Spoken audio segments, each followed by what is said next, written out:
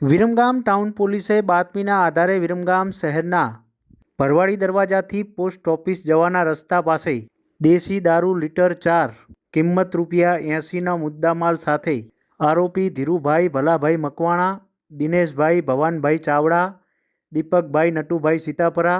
નરેન્દ્રભાઈ દિલીપભાઈ પરમાર ને ઝડપી પડ્યા હતા. જ્યારે રેડ દરમિયાન ગોપાલ નામનો શખ્સ હાજર મળ્યો ન હતો. આ સમગ્ર મામલે હદ વિસ્તારમાં આવતા કોઠારીબાગ પોલીસ સ્ટેશનમાં પ્રોહિબિશન અંગે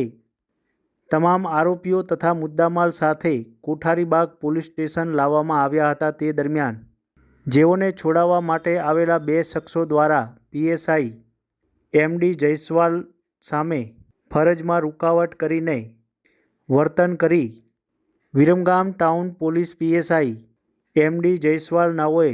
2 શખ્સો સામે વિરમગામ ટાઉન પોલીસ સ્ટેશનમાં ફરિયાદ નોંધાવી છે. વિરમગામ ટાઉન પોલીસ સ્ટેશનમાં નોંધાયેલ ફરિયાદ મુજબ આરોપી નુપેશ શ્રીવાસ્તવ પોતાના નંબર પ્લેટ વિનાના બાઇકમાં લાકડાનો દંડો લગાવીને વિરમગામ કોઠારી ચોકી ખાતે આવી કોઠારીબાગ પોલીસ સ્ટેશનમાં પ્રોહિબિશનના આરોપીઓ ઉપર કાયદેસરની કાર્યવાહી થયેલ હોવા છતાં હું પ્રેસમાં છું અને કેસ કરવાનો નથી, તેમને છોડી મૂકો તેમ કહીને વિરમગામ ટાઉન પીએસઆઈ મોનાલ દિનેશભાઈ જયસ્વાલ સાથે બોલાચાલી કરી આરોપી દ્વારા તેના પિતાને ફોન કરીને બોલાવીને બંને વ્યક્તિઓએ પીએસઆઈ ઉપર હુમલો કરી ધક્કામુક્કી કરી ફરિયાદીની વર્દીમાં રહેલ નેમ પ્લેટ તોડી નાખી તેને જોઈ લઈશ તેમજ વિરમગામ પોલીસને આક્ષેપો કરીને હેરાન પરેશાન કરી નાખીશ,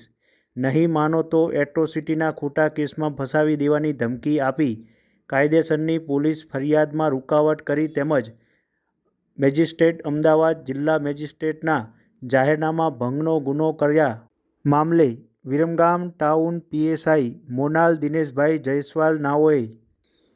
આરોપી નુપેશ કનુભાઈ શ્રીવાસ્તવ અને કનુભાઈ શ્રીવાસ્તવ સામે કલમ 353, 186, 189, 114 મુજબ ગુનો નોંધીને વધુ તપાસ હાથ ધરી છે.